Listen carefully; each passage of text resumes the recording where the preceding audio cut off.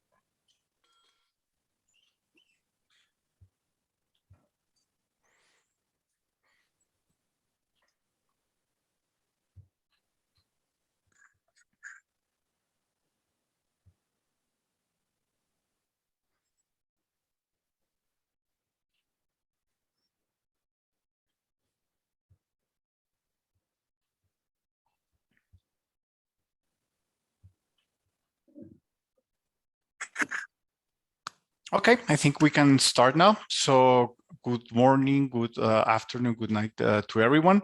Welcome to FNA's first financial market infrastructure broadcast. I'm Carlos Deon, and I'm going to be your host in this series of FMI broadcasts.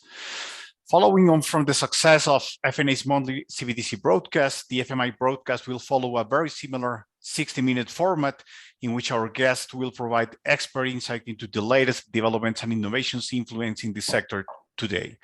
In this, our first session of the FMI broadcast, we will take a look at FMI's ecosystem under Professor Dr. Ron Berndsen, warehouse metaphor, and together with Dr. Kimmo Soramäki, we'll discuss FMI's future as new challenger FMI's technologies and solutions emerge. So for today, we're going to have this agenda in which meeting moderator, I'm going to start doing some housekeeping and instructions. Afterwards, we're going to have about 40 minutes in which we're going to cover the FMI ecosystem, recent developments and the road ahead with speakers which I already announced you who are going to be, which is Professor Dr. Ron Berndsen and Dr. Kimmo Soramäki. At the end, like when we have 15 or 10 minutes left of the meeting, we're going to have a session of open question and answers. So please, you can ask any questions you want using the question and answers widget directly in Zoom. So next slide, please. So first of all, let me tell you a little bit about FNA. FNA is a leader in advanced network and analytic simulation. FNA software is used to uncover hidden connections and anomalies in large, complex data sets. It's used to predict the impact of stress events and to optimally configure financial systems and infrastructures. FNA is trusted by the world's largest central banks, government authorities, commercial banks, and financial infrastructures. Regarding the financial market infrastructures, FNA has worked to let you safely simulate and manage the full life cycle of payments and financial systems. FNA solutions cover the full FMI life cycle as they respond to evolving regulatory environment, modernization programs, and new market entrants. We have solutions that take care of the research and design part of the FMI life cycle, and also the testing and monitoring. So with no further delay, we're going to start our broadcast today. Our broadcast today, as I mentioned, is called the FMI Ecosystem, Recent Developments and the Road Ahead. Our guest speakers today are Professor Dr. Ron Berndsen, who is an independent director at LCH and professor at Tilburg University. Professor Dr. Ron Berndsen holds the endowed chair of FMIs and systemic risk at Tilburg University, and he's an expert in payment systems, securities and derivatives, clearing and settlement oversight, and cryptocurrency. Our second guest, Dr. Kimmo Soramäki, is the founder and CEO of FNA. Kimmo Soramäki has developed the first simulated model for interbank payment system in 1997. In 2004, while at the research department of the Federal Reserve Bank of New York, he was among the first to apply methods from network theory to improve our understanding of financial system. He founded FNA in 2013 to solve important issues around financial risk and exploring complex financial networks.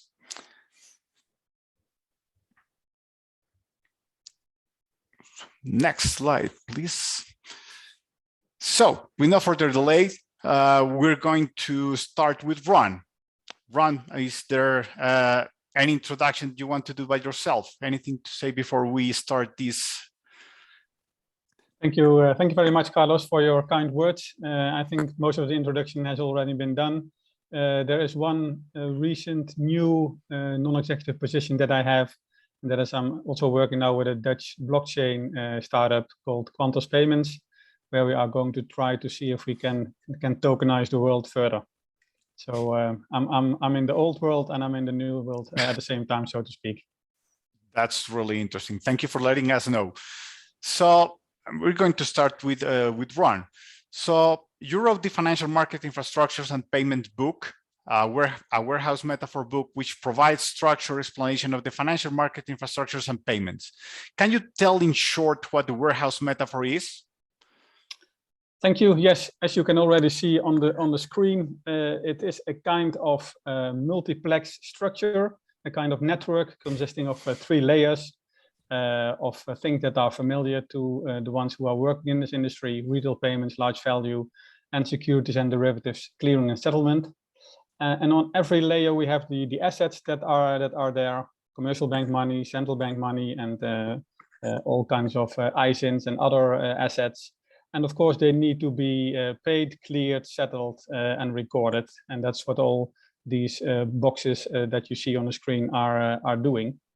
The blue ones are what we call financial market infrastructures. And you can see that they are on several layers. I will not go into all of the acronyms. That is not important right now. But what you can also see is that there are many different types of links among all these structures. And so basically what the warehouse metaphor says is it is a structured way of learning and understanding this complex business. By delineating this in 3 floors and in several components. As a student of this matter, it's more easy for you that if you learn something, you know where you are. And so in my lectures at Tilburg University, I literally introduce the warehouse floor by floor in every lecture.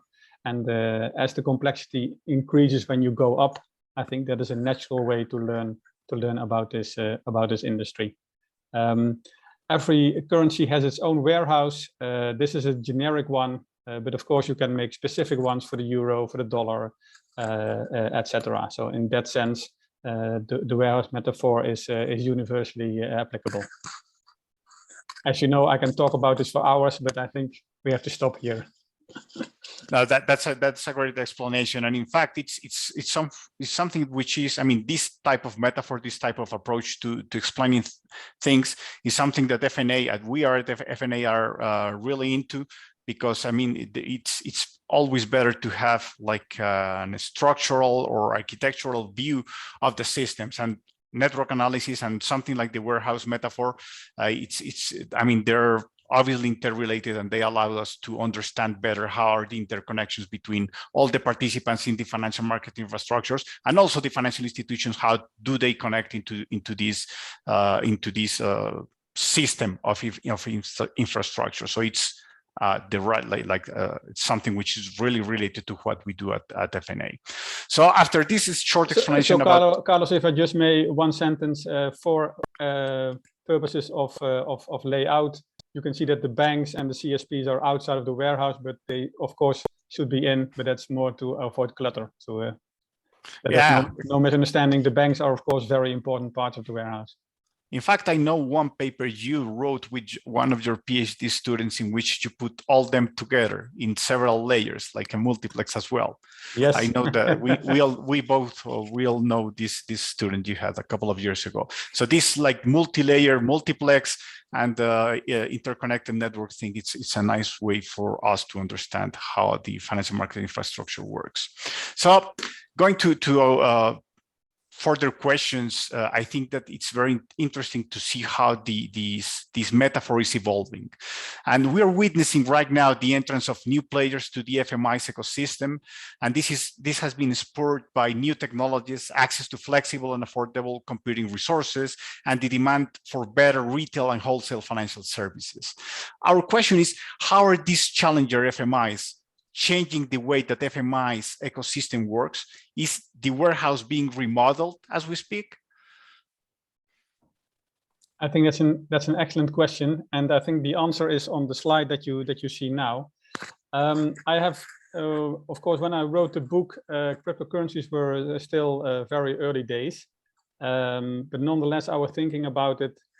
Are cryptocurrencies now a innovation which takes place inside the warehouse, or is it something completely new?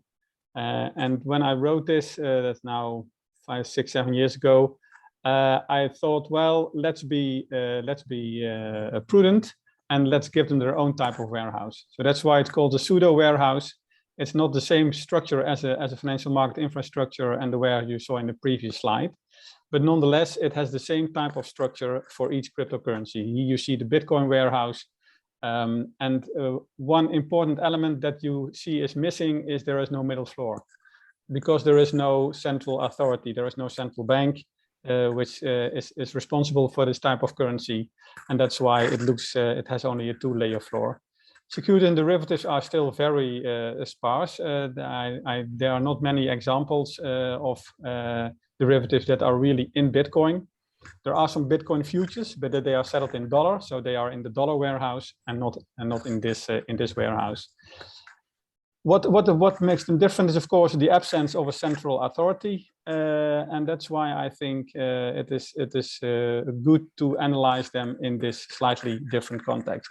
Finality will be different, the way payments and securities settlement assets are settled.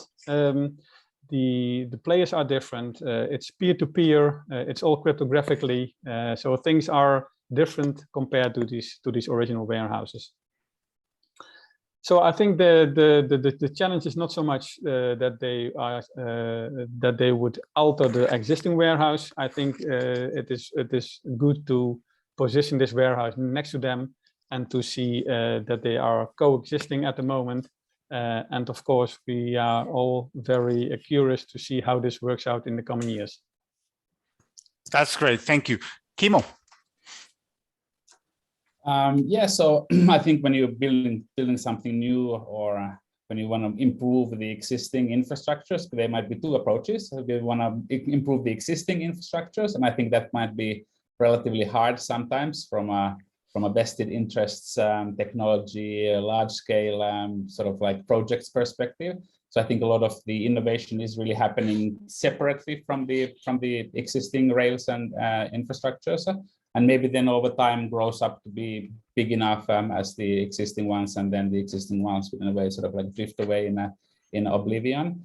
But I think also there's lots of connection points, like we mentioned, around finality, that has central bank accounts and is running a system of tokenized money between cross-border, between banks. I think there's also a lot of activities that happen within the warehouse to change it a little bit, change the technologies that are being used there. But maybe it is true that in order to build something new, you need to start it from scratch, greenfield development, and then take over market share. Well, while you're doing that, of course, like the existing infrastructures will fight back. I think that was, for example, with Swift and Ripple, maybe a few years ago, there was this threat that Ripple will take over Swift's business. Swift quickly set up this GPI initiative to make cross-border payments faster, and I think these types of scenarios will probably see more as in a way the new ideas threaten the establishment. Is that the establishment will fight back in certain ways. For example, the Bank of England, I think, is a good example of a new development that I think will be very important in the future. Is the APIs to large value payment systems, so that you can start to do new services, build on top of the existing way of moving pounds in the UK, but can maybe set up services to do delivery versus payment with other infrastructures that have APIs. And this, in a way, innovation from the 30s, I think, this application programming interfaces is an innovation from the 30s and now gets embedded into critical infrastructures in the 2020s, 30s soon. So 100 years later, so these large critical infrastructures are very conservative and also have a lot of national security sides to think about. So new technologies don't get so easily embedded into them as you might want to think that should be the case. That's great. I have like two minor comments. The first one is that I wonder in the this new warehouse for like the crypto. I mean, the largest layer is the payments layer, but so far cryptos have not picked up as payment instruments. So it's very interesting, and I think I will go to that on the question and answer section for Ron.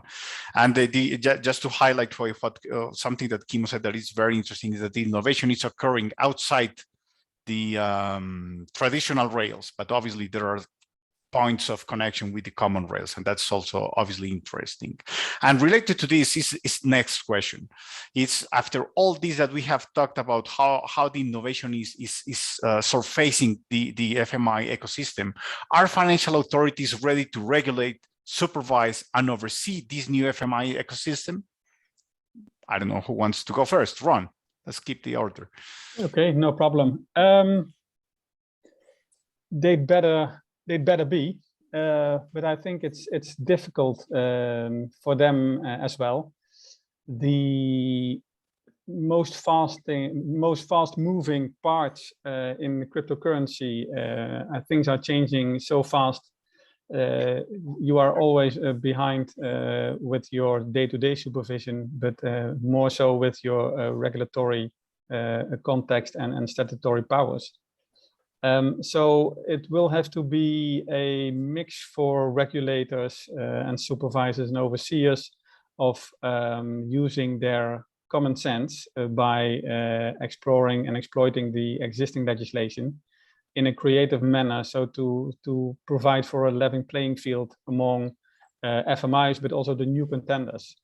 And I think that is a very important thing to think of. What needs to be developed in the coming years by them is automatic supervision of data using artificial intelligence type of work, machine learning types of way of discovering what is going on. They could participate in blockchains by becoming a node themselves. Then they have all the real data. There is no need for reporting anymore. That is the grand vision that some of them have, and I partly share that vision of where supervision should go. And this is, of course, the whole field of RegTech, which is studying these type of things. But this is only part of the story that will get more automation as well.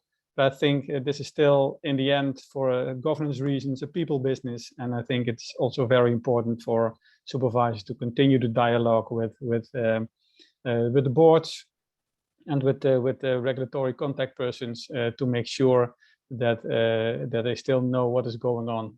But a part of that will be, I think, automized in the future. That's great. Kimmo. I think they are ready, although they've been a little bit late on regulating the crypto, and they've been maybe confused by the industry coming up with new names on things very quickly. But those new things, those things maybe not be new, but it's just new names on the same things that already existed before. So to be able to identify what is going under the hood in a way. I think there's been very recently quite a lot of activity around at least on statement level about the US president's working group saying that stablecoins should be FMIs. I think there's quite a lot of negative comments around crypto. I think so. Even today there's another conference going on by Financial Times. So there's I think a lot of interest in that area, but I think there's also been a huge amount of development, not only related to the sort of automated monitoring, but also around when new infrastructures come live. So how do the regulators interact with those infrastructures? And I think since the regulatory approval process of CLS, when was it, 2003, around 20 years ago, the requirement has been to be able to simulate them and show the effects, what kind of impact will your new infrastructure have on the other infrastructures, your participants, various failure scenarios. So I remember I was at the ECB 20 years ago and going through the endless simulations that we required from CLS under normal market circumstances, under abnormal, what if the volumes are higher, what if there is a failure of 1, 2, 3, 4, 5 banks at the same time, how will the system be able to withstand that? So as these infrastructures become more critical, I think these types of requirements come into play, and most of the critical infrastructures today have simulators. We built many of them ourselves. For example, the one here in the Bank of England. So we have a replica of it.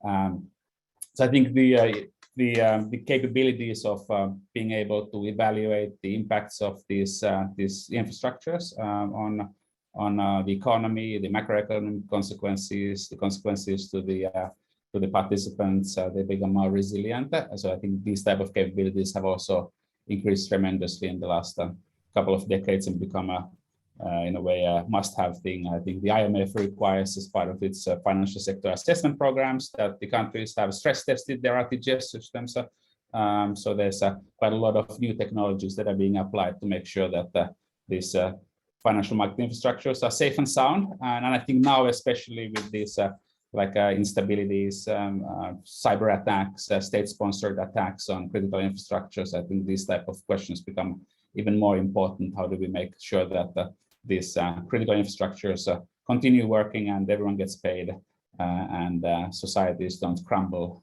when there are things not working? That's great. I would like to wrap up a little bit this. So I think that the key words here, or the key things here, are right regulation of those things that have not been regulated for some reason, and we're talking about crypto and some other new things. Also the automatic supervision, and attaining also to using simulation methods to understand how the financial market infrastructures work under normal and under stress scenarios. So I think that's like a wrap up of what you two have said. So it's a good answer. Thank you.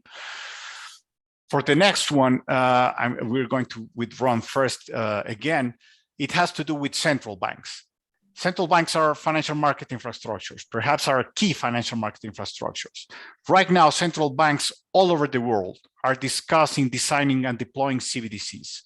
How are retail and wholesale CBDCs going to affect the financial market infrastructure's ecosystem? Yes, thank you, Carlos. That's a very good question. Of course, I'm going back to my warehouse metaphor first to see where would CBDC land. Wholesale CBDC would obviously be in the middle floor for large value payment systems where central bank money is exchanged in the form of CBDC. And retail CBDC would, of course, be on the lower floor and on the retail payments.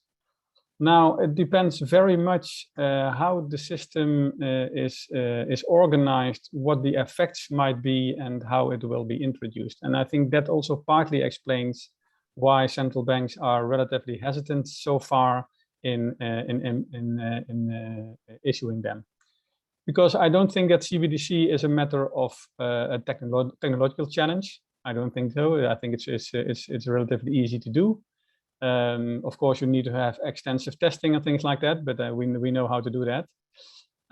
It's more about the fundamental change of the financial sector. So let's talk retail CBDC. I see two scenarios. The first scenario would be where CBDC would replace the existing banknotes and coins. If you would do that in a manner which looks like the way nowadays banknotes are distributed and financed, by the various central banks in coordination with their commercial banking system. If you do that in a kind of a like-for-like fashion, then I don't think that there is a huge impact.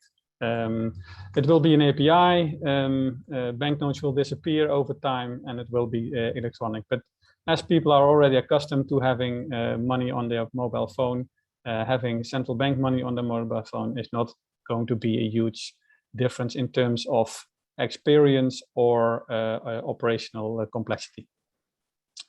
On the other hand, if you are going to use central bank digital currency as a way to circumvent the commercial bank system because you want to make a currency and the banking system that is unrunnable, so then you would lose the fractionalized banking system.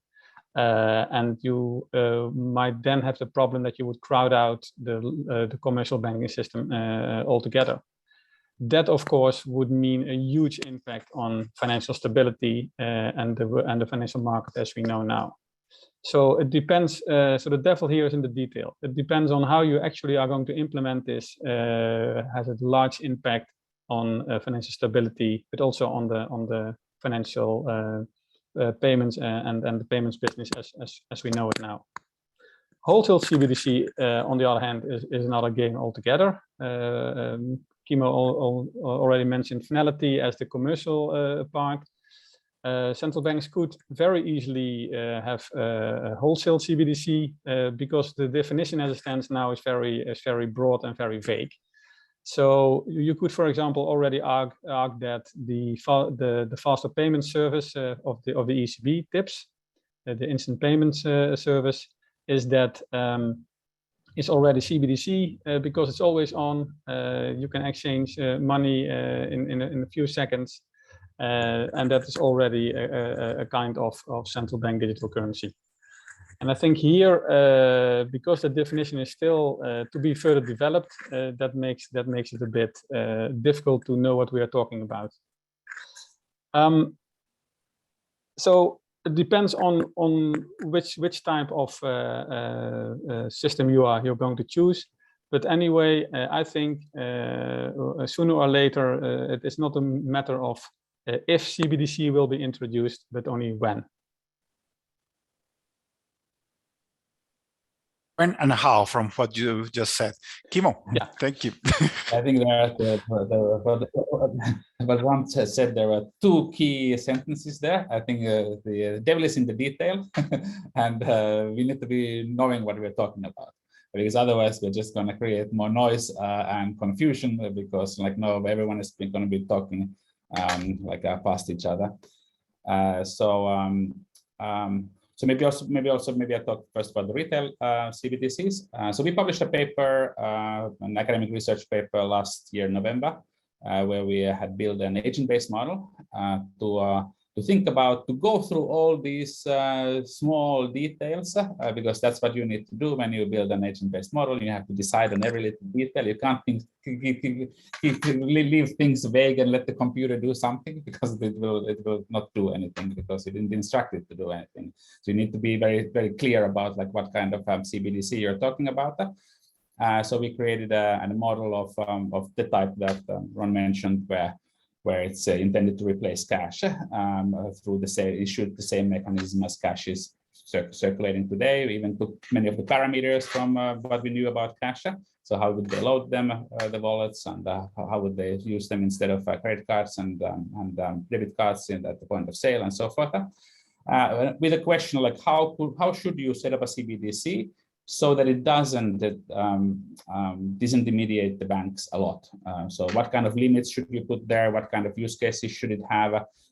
Just to ask the question, is it possible to launch a retail CBDC that has a meaningful market share in terms of payments and replaces cash, but also other payment instruments, while not creating a large outflow of deposits from the bank balances into the CBDC wallets, where it's a liability towards the central bank. And we found out, yes, it is, with certain configurations, it is possible to create a system like that that disintermediates the balances by 3%. So the banks lose 3% of their deposits, while the CBDC is used as a means of payment in 30% of the transactions in this model economy. So that was sort of our, yes, it can be. We can set up a CBDC like that if we like, but we can also set lots of other CBDCs. We can set up CBDCs that like take all the balances from all the banks. But that's the whole modeling idea is to test what kind of configuration do we want to have for our CBDC. If we're a central bank, what kind of configuration do we want to have if we are a commercial bank and give these wallets out? Do we say that people should not actually be putting balances on their wallets, but it would come on demand when you use it? So there's very little balances on the wallet usually. So what kind of like a wallet software should I be giving to my consumers if that's my choice as a bank? Like what kind of from a national security perspective, like doing cyber attacks, to bring this conversation from a qualitative level to a quantitative level. Yeah, so that's and then at the back of that we created a simulator software that we are now engaging with various projects with banks and central banks with. If you talk about the wholesale CBDC, I think yeah, so maybe we already have it, like maybe it's more about the technological change, like we can already banks can already electronically do it. So what is the difference to what we have already? And I think it's mostly related to cross-border use of tokens, balances, making that cross-border experience better than it is now to transact larger amounts between corporates or between banks. Yeah, lots of different initiatives there. Some I know maybe there are CBDC, some others aren't. There's Finality, there's Global, there's other initiatives. And we're going to have actually many of those in the CBDC broadcast. Come and tell us. So what is it really that you're doing, so that we understand better what these new initiatives try to do and in more minute detail. Thank you both. Perhaps one of the things that I would add for the wholesale CBDC, one of the perhaps differences is all the technology, but also the access, because non-banking financial institutions, we assume that they're going to have more access, more direct access to this kind of central bank money. Perhaps that's something to add. And just to wrap up, once again, Kim already did it a little bit for me. The devil is in the details, and we need to be able to quantify key questions about the CBDCs. So for the next one, and we're going to run a little bit because we are running out of time. Ron, this is a very interesting question that we have now. Is you have previously said that the first part of Back to the Future trilogy is one of your all-time favorite movies with time travel to 85 to 55. The second movie looked 30 years into the future, which that's my favorite movie of them all. So what do you think the future of finance and FMI's outlook is in 30 years, let's say? Yes, thank you. Very nice to see this live. Indeed, the first one is my favorite one, but the second one is more interesting if you look at payments. In that movie, you see flying cabs, but people are still paying with cash. But people are also paying with biometrics, which for 2015 is actually spot on, because the large-scale rollout of biometric payments in the Netherlands was in 2015, so they were on the mark. But so if you look 30 years into the future to 2045, and it's just a number, it is of course not a prediction. To see where we arrive at, it is very good to understand how the warehouse actually evolves. And there are 4 drivers. The first one is harmonization. So the more harmonization you have over time, the more efficient the warehouse becomes, the more it really acts as one network over all layers, and also cross-border, as Kimmo just mentioned, between the warehouses. The second one is settlement speed. The third one is the user experience. And the fourth one is information security. So what would happen if we would put these 4 levers of innovation all to the max? And so that then you can see what the ultimate warehouse would look like. So if it would be fully harmonized, if settlement speed is milliseconds for all of the payments, if the user experience is you can choose anything, anytime, anywhere with any app, you can fully customize it. It becomes very easy. You can use biometrics as well. So we have also maxed user experience. And suppose we are also able to do this in a very safe way. What do we end up with, kind of warehouse? Well, then we end up with a warehouse with only a few different FMIs, because I still think that there will be FMIs in that warehouse as well. But for efficiency reasons, you probably need only one per warehouse per currency, per function. So you would have one CSD for settlement, one CCP for clearing, one large value payment system, which would then also be the retail payment system probably, because that is all then integrated. Because central bank digital currency will be there as well, as we just discussed, and that will all be integrated. So that would be the kind of warehouse that I would predict. However, and there is a however, what I just said is to put all these levers to the max is of course an extrapolation, which is very easy to do, but it's also very dangerous, because you can only extrapolate if there are no counter forces coming up. So if there are counter forces coming up, which in practice it will be, then of course the end game might look different. Because as what we see now is, why is innovation slow in the current warehouse? That's mainly to do with vested interests. There are a lot of companies who make money and to earn a profit by profiting from the existing inefficiencies. And that is, of course, something that has to overcome. In order to get to this ultimate warehouse, as I was talking about in 2045. But in the end, I would say we get very fast payments on all layers in all assets worldwide, and also cross-border will be there as well. For example, if we have tips in Europe, we have faster payments in the UK. We have a US instant payment system by then also. You can easily transfer in a couple of seconds from any currency in any other currency just by using a commercial participant that is a participant in both of those systems. So in that sense, it becomes very easy also there to convert any fiat currency in any other fiat currency. Then to add to that, of course, is that we also need to put in the cryptocurrencies there as well. But I think that we will discuss that a little bit later on as well. So I'll stop here. Thank you, Professor. I think I would like to highlight one Nobel Prize of physicist who said that making predictions, especially about the future, is very hard. So thank you, and we hope to see something like this that you portrayed in the future. For Kimmo now, what is the role of analytics and simulation technologies in this future of finance and financial market infrastructures? So analytics needs data.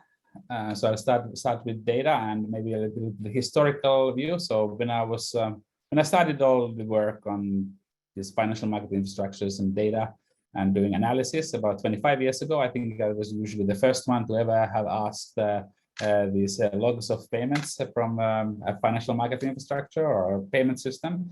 And sometimes it took a very long time. I remember at one institution, it took us 2 years to clean up the data so that we could use it for doing some analysis. And I was always struck by what we don't know who are the banks in our economy. sort of these basic questions, how do I map the data to reality? Because they might be with different sort of historical bank identifier codes and with subsidiary level, and they have very complex structures. So actually, it's very hard to understand what the data is about. And at that point of time, the banks themselves had absolutely zero visibility on the payments that they were making. They were not stored anywhere. So I think that has changed now past the financial crisis. There's been 10 years of data collection around RegTech and SupTech. And then now I think the data problem is relatively resolved. So we have access to large amounts of data both from the financial market infrastructures themselves and also more broadly.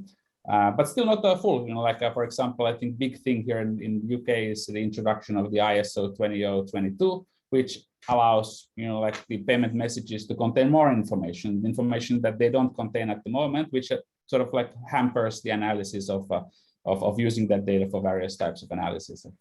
So okay, what is this like? If we're now sort of like in the stage where we start to have the data, it starts to be relatively understandable, clean in databases. So what are the current projects that we're mostly doing around? And I think they can be categorized maybe in 3 buckets. One is visibility. We don't still have a good ways of getting visibility of what is going on. Because like the data is relatively new, or we haven't operationalized it in the real-time applications, so it's very complex data. Who is interacting with who, how, when? So just getting the understanding of that, and being able to operationally monitor it. And then the second one is optimization. So once we start to understand how things are done, the next question, okay, how things should be done, like how should we make these payments? There's more and more demands for liquidity coming up. Interest rates are going up. The move to real-time world requires more liquidity. There's maybe dislocations. Maybe the banks don't have so much liquidity available because some of it is in crypto, some of it is in CBDC maybe. So there's more demands for liquidity, less of it available. So I think that requires more needs to optimize the operations so that you have the right amount of money in the right place at the right time, and in order to make the payments smoothly. Dependent, because there's lots of dependencies. I can only make a payment once I receive money from someone else. So these cycles, and that was, for example, the work we've been doing with the Bank of England 7 years ago for introducing the liquidity saving mechanisms in CHAPS, and now again. And then I think a third bit, I think, which is for the regulators very interesting, but also for the commercial banks, and anyone is using more of the data that is going through these financial market infrastructures for additional insights. Like Carlos, we've been working with those type of things at the Colombian Central Bank, where you worked around identifying liquidity and solvency problems of banks on the basis of how do they make payments from a supervisory or oversight perspectives. SWIFT had the SWIFT index at some point of time to nowcast the GDP based on I think there's loads of opportunities around how we can use the payments data to generate more insights, macroeconomic insights about individual institutions, and not only maybe now it's maybe generating insights around money laundering or this type of but more from the perspective of how can we use this data to inform us more about what is going on in the world. So visibility optimization, using data for more insights, and within the optimization, of course, like so we do a lot of simulation. For us, optimization quite often means simulating or using algorithms that can coordinate everything that is happening in the FMI better centrally, because it's hard to optimize it individually for each member that is participant in an FMI. Thank you both for your answer. Very, very interesting points there.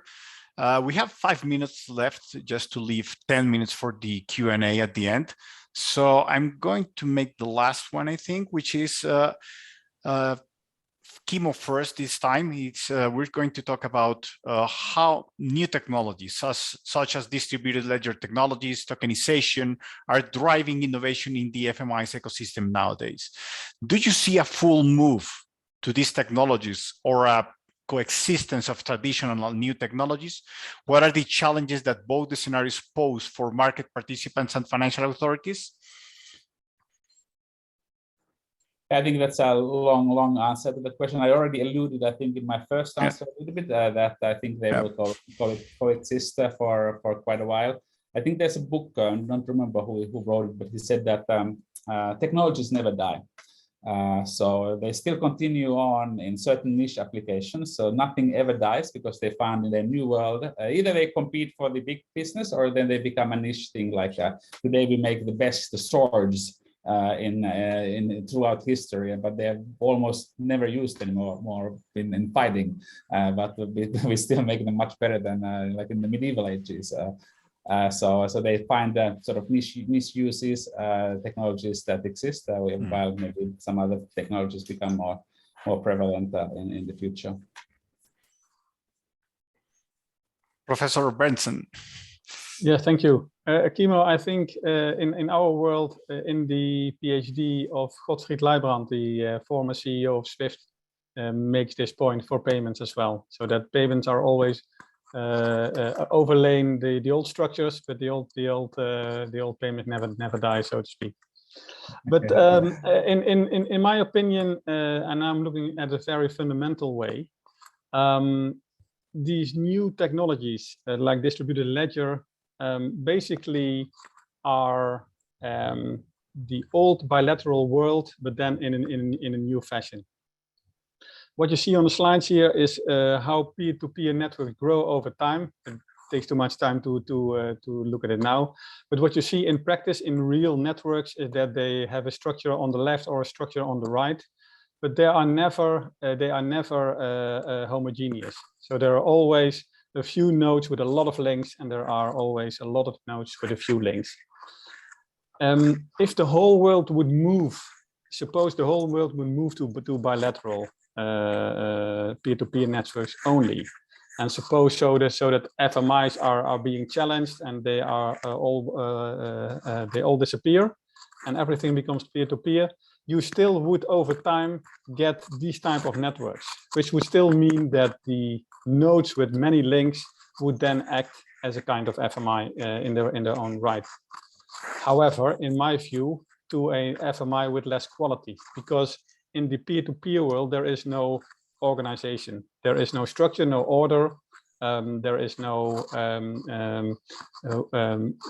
orderly process of the trade cycle. And things like that, I think, add to predictability and to financial stability over the long run. So although peer-to-peer networks might become large, I think in the end, we would be worse off as a world economy if we would have only these type of structures and no FMIs at all. I think the point here, I think this is an excellent point, because I think the point is that the system we have today has naturally emerged over time. And it would the same things would happen with the different technological underpinnings. We would end up having exactly the same structure at the end. Yeah, so I think so too. I think in the interest of time, it's perhaps more interesting to go to the Q&A than I further develop the point further, because then I think I've already given the main message. I think that we can have an entire FMI broadcast about this last topic, because I think that at the end, the two things that I can highlight from what the Kimmo said, which technology never dies, you can see checks and cash, we're still using them. I mean, less, but we're still using them. And when credit and debit cards appeared in the 60s, yeah, I remember that there's a cover of Time or some magazine that said that in 10 or 15 years time, there will be no cash. Today, we're paying with cash still. And something that you both discussed at the end is, at the end, I think that self-organization of systems will take us from this DLT dream of having everything distributed to a centralized, well, not completely centralized, but a non-distributed network at the end. But as you, Professor Berndsen, said, perhaps it's a less safe system that the one that we have today, if everything went that way. So right now we have 10 minutes for the Q&A, so we're right on time. I'm going to take into account that we're talking about FMIs. I'm going to use the first in, first out algorithm. So the first question that we received is about crypto. Fabio Panetta of ECB labels that the crypto sector may be a Ponzi scheme or something like that. How can we justify this type of statement? If there is, I mean, is there a use case for crypto after we find that several authorities, they don't find one, they don't like it, or they don't feel comfortable with this type of new warehouse that is being built beside the traditional one? Here, of course, you have to first define what you mean with crypto.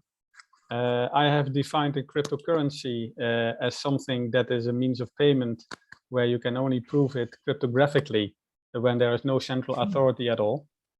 Then the question always is, where does it get its value from?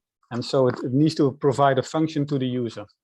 It's either it is better than the existing infrastructure, which would mean if you go forward, and the innovation I described earlier needs to be always on, if available to transfer in a few seconds with very low cost. And the last part is very difficult if we take the cryptocurrencies in which the fee also depends on the value of the currency. And that is something which is an inherent flaw, in my opinion, of Bitcoin and the likes. So the you cannot say upfront whether or not Mr. Panetti can substantiate his claim or not. You can only do that after the fact. And the fact would then be a complete rundown of the whole system.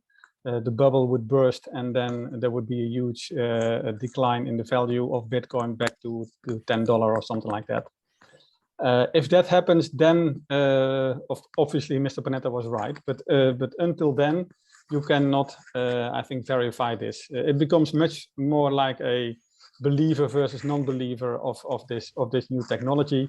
And as always, as we have seen in the past with these type of huge increases in value, which is as long as it keeps increasing, the ones who are long in it are right. That's what I have to say on this matter. That's good. Next question is also addressed to, or Kimmo, do you want to add something? Maybe a good if you just replace the cryptographic technology with precision printing technology and replay that discussion. I think it will also generate interesting insights. But that period we had already, like in the 1800s, when everyone was printing banknotes with the precision printing technology. Yeah. That's interesting. Next one is intended for Professor Berndsen. I would like to understand better what you mean by automatic supervision. It is an intriguing concept, but some elaboration or examples would be welcome. And I would like to merge this with some other that I just received, which is which risks may arise from this automatic supervision. Yeah, so what I meant with that is that I see regulation and supervision becoming an automized business for a part, as I explained, because the governance part not. But for the part that can be automized is where you would, as a supervisor, get the data on a regular basis, or even have all the data in-house if you are part of that particular blockchain of that company, and where you would use AI tools to do the supervision. So it's not that a human will then look at all the wealth of data, because that data will be just too much, but it will be an automatic agent, a robot, if you like, who would then, given he has learned over time what is good behavior according to the requirements and what is bad behavior according to the requirements, would then do the supervision and would inform the human supervisor, of course, with some signals, whether or not there is something going on that shouldn't be done. That is an example of how I see this automatic supervision. There are obviously risks because one of the things with AI is that if the answer comes out, and for a human it is not easy to understand the answer, then it's difficult to get trust in that answer. So that's why you now see this whole resurgence of what they call explainable AI. What we need is to have smart systems, artificial intelligence systems, which can also, in a smart way, and smart is here what a human can understand in a smart way to explain what they are doing and how they come to their answer. A fully black box answer is not satisfactory. And that is, so one of the risks would be that you would take the answer from the AI at face value, and that you then would make a huge mistake in your regulatory process. Yeah, I think I completely agree with this. That I think the longer-term vision is that for being more automated, coming up with more decisions automatically. But I think there's lots of steps in between to get there, and I think these are around visibility, around automation of the tedious parts of the work, like data collection, normalization, and entity resolution, and being able to see the data, and being able to then go into the anomaly detection, effect simulation, and sort of like decision support mechanisms. There's I think quite a lot of things to do still, which is good. Thank you. The next one, with increased presence or possibility of interoperable and integrated systems, what is Dr. Berndsen's thoughts regarding systemic risks arising from more decentralized systems? That's a very tough question. Because here it is very difficult to, you have to be very precise about the parameter of the system you're talking about. In general, if you look to nature for examples, what are strong networks, then you can see that those networks are not the one with a center in the middle and have a participants around it. You will always see that these are networks which have a few stronger nodes, a lot of smaller nodes, making them very difficult to attack. If you would use this model of a network for the total network of all payments worldwide, and suppose now for one moment that everything is connected to that, I think the network would be stronger if you would have some degree of decentralization. But not fully decentralized, because then we go to the bilateral world as I described in the slide earlier, but also not to go to the world where you would only have 1 or 2 FMIs worldwide, which would do everything, because that would also be very vulnerable, of course, if there is an outage on that FMI, even if it's only an FMI which would have 100 nodes, then the governance of that FMI itself would then be a kind of single point of failure. This is a bit of a vague answer, but the question is so deep that in order to really tackle this, I think you will need a PhD to do this.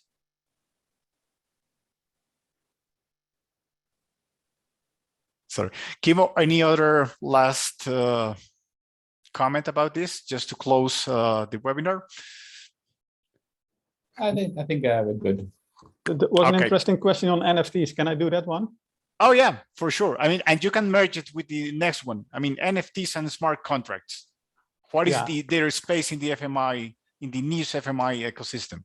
Yeah, so one important aspect of the warehouse and of money in general is that it is fungible. So if you would have unique elements like NFTs that are not fungible in itself and have different things, then they have no place in the warehouse. So they will not function as a medium of exchange.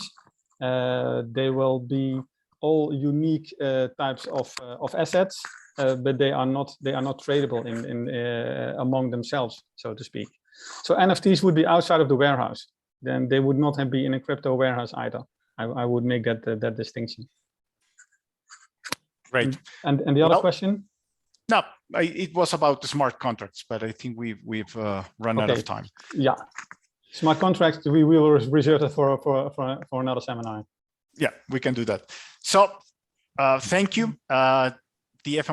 The first FMI broadcast has now finished. So if you want to get in touch with us or with one of the speakers, please write us with the emails that are reported in this slide. These slides will be available in our website. And if you want to obtain an electronic version of Professor Dr. Ron Berndsen's book, you can email him directly or go to this website that is also posted here. And please remind that tomorrow we'll have the number 4 CBDC broadcast, in which we're going to have as guests Bank of England and Bank of Canada to talk about CBDCs and how they see CBDCs rolling out and what is the case of having CBDCs. So thank you all for attending and thank you for your questions. Thank you very much to the guests. We hope to hear you and see you here again soon. Thank you very much.